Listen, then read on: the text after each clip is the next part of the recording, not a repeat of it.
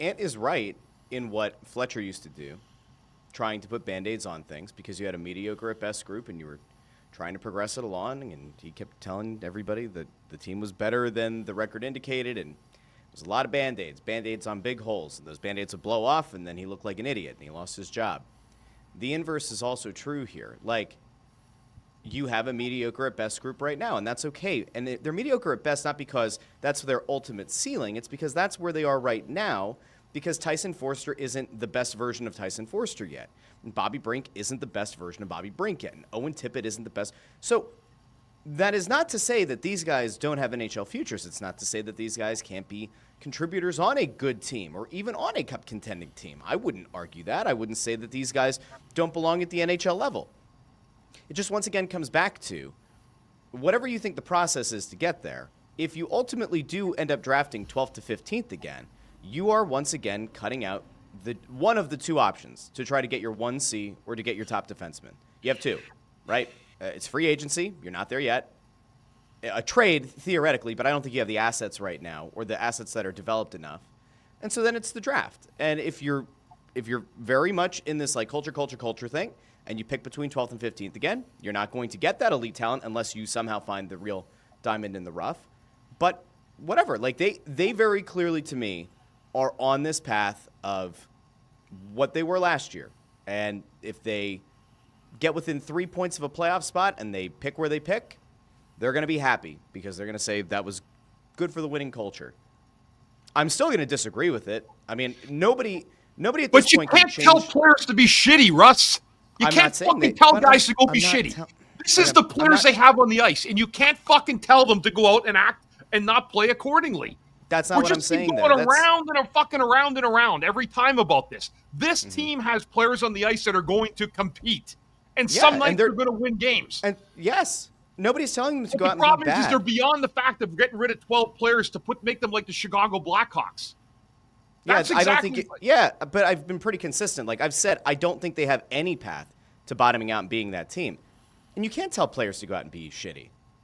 But this is the players they've had through the draft, so you have to make do with what you got. Yeah, like and I'm not saying go out and just say, okay, we're going to be bad. Like, guys, so let's pray we're going to be awful so we can pick third. It doesn't work like that, Russ. It doesn't go like that. All right, you have a group of guys. That was me. That was Ant. I didn't do that. That was Ant. You have a group of guys that are trying to grow. There's guys that are trying to get better as a group, and there's a lot of them that I have an appreciation for because they were told, you're not supposed to do anything. You're not that good.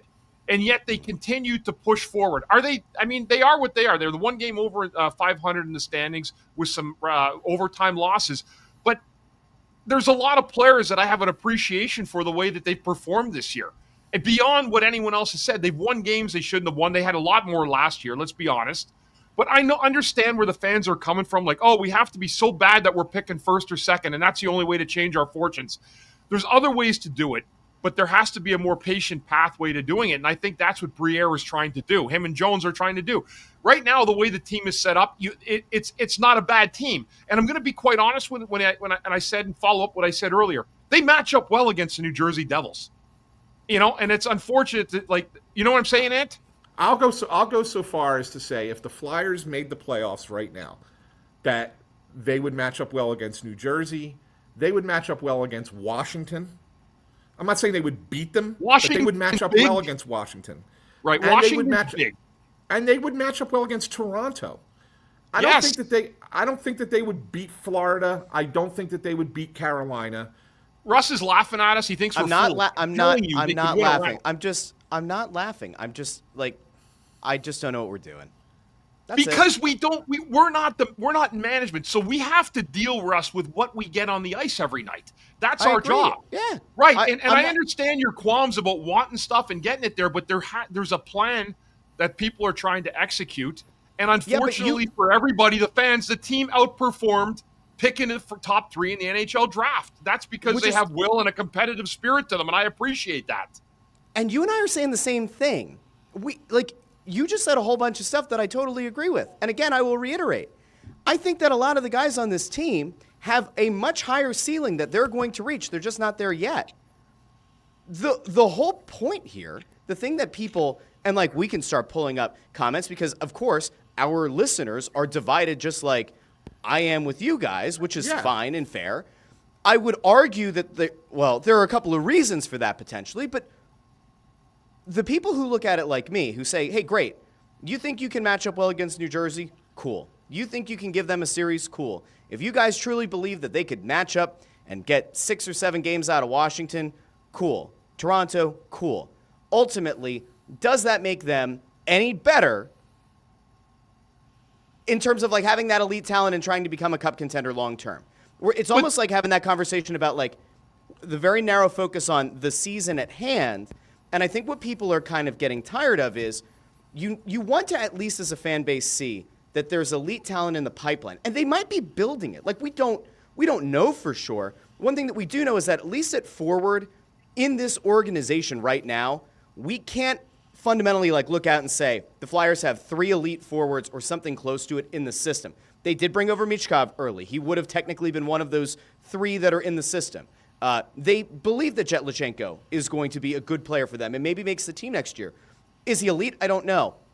But I think when you have all of these years after years after years where, in fairness, Hextall maybe kind of poisoned the well on this, when you tell people there are kids in the pipeline that are coming and those kids don't eventually develop into being a top-line forward, a top-pair defenseman, that's where there's like a bit of fatigue, and I think that's why there's a large segment of this fan base that's still willing to give this front office a chance.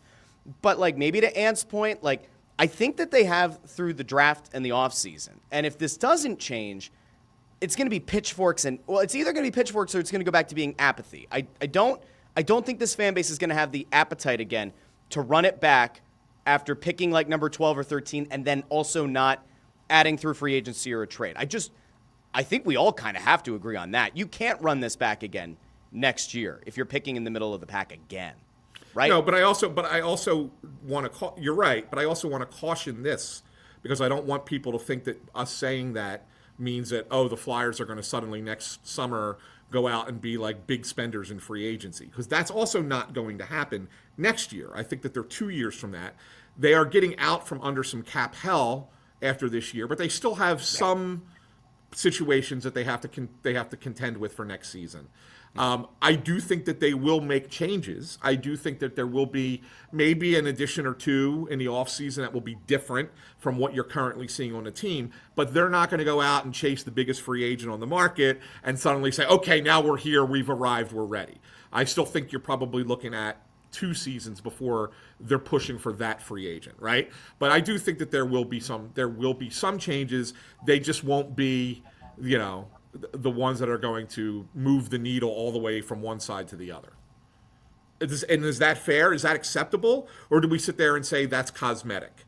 Like at what point, I don't know. I don't know where we're going to be come July, middle of July on this. But here's I think that's where we're going to be.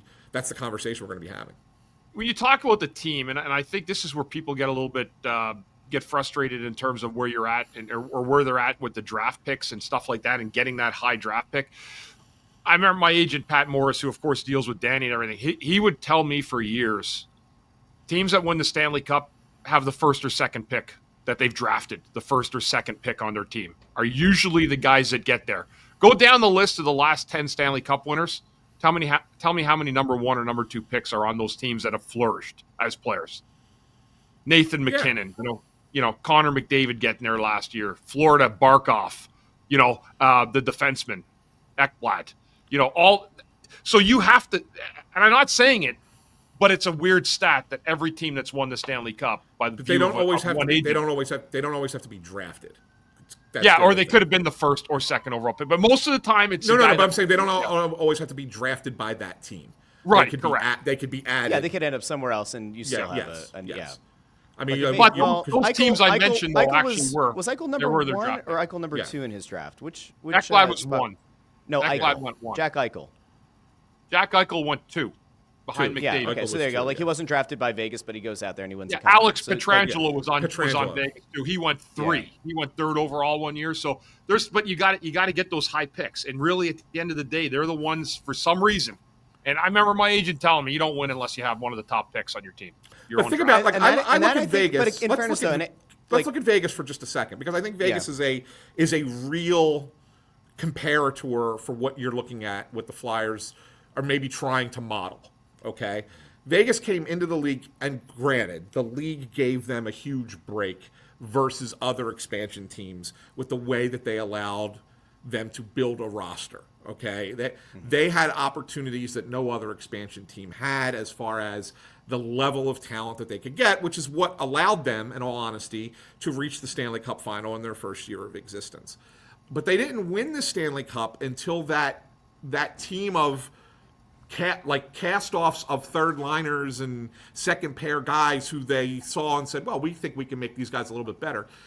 They started to compete at a level maybe above expectations, and then they went out and got the star players to put them over the top to win a Stanley Cup, and those star players being Pietrangelo and Eichel, right? Mark Stone that they went out and got, right? Yeah.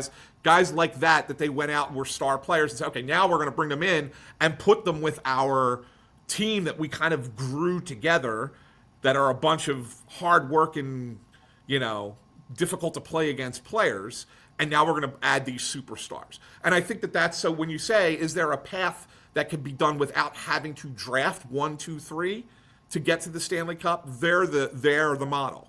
Now, like I said, they had a little bit of a head start that the league gave them, but it's not like they had a bunch of superstars that came as part of that expansion draft, right? They didn't get superstars in the expansion draft. They also had some cap space early on, didn't they, though? Because it was a lot of Yes. A lot of lower tier guys. So they had, they built the culture. They had not a lot of money on the books, and it did give them some flexibility to be able to make some moves. Yeah. If you want to somehow try to make the parallel argument here, it's all right. Well, after the season, a bunch of dead money and retained money comes off the books, and maybe this is the first. I mean, listen. Let me try to put on orange tinted glasses here for a second. Could this organization sell the fan base on the idea that when the money comes off the books, whenever they draft whatever they draft, I think they'll I don't know. I have to imagine that they're going to end up somewhere in the top 10 of the draft. I do. Yeah, all right. probably. I You're hope probably right. As high as it gets, great. Maybe you get lottery luck. Can we get a little bit of karma, just a little bit of karmic payoff from the hockey gods for both JVR being behind Patrick Kane and Nolan Patrick? Can we? And I know that there's somebody out there saying, Russ, did you forget about Matvey? Matvey was he would have been number 2. He fell to you at number 7. Fine. That could be for one of them, but not for both. Can we get just a little bit of a karmic payoff? Can we get that lottery luck to bounce up into the top 2? Because if so, guys, your 1C problem might actually be fixed. It's the reason that people like me just go, all right. And you guys kind of made the point a little bit, right? Like, almost every team that wins a cup has a number 1 or number 2 overall pick. Now, if we want to go the long-term game here, that it could be through a trade or maybe it's through free agency in 2 years. You could do that too. Cool. Yes, that's you possible. Could. But you could. But I do think that I mean, it's a – listen, there are people that ask in the comments, like, doesn't that kind of make the point of why so many Flyers fans are upset that they don't get in the top 2 and get that pick? I don't know, guys. Like, we're never going to agree on the rebuild here. We never will. Hopefully, at some point, something will change. The switch will flip, and this front office will make wizardry moves that some people believe they can and some believe they can't. I don't know. No one has any idea. It'll be great to see if they can somehow turn this thing around. I don't blame the people who are skeptical, I guess is my point, because there have been now 3 different plans sold by 3 different regimes, and many of the results have been similar.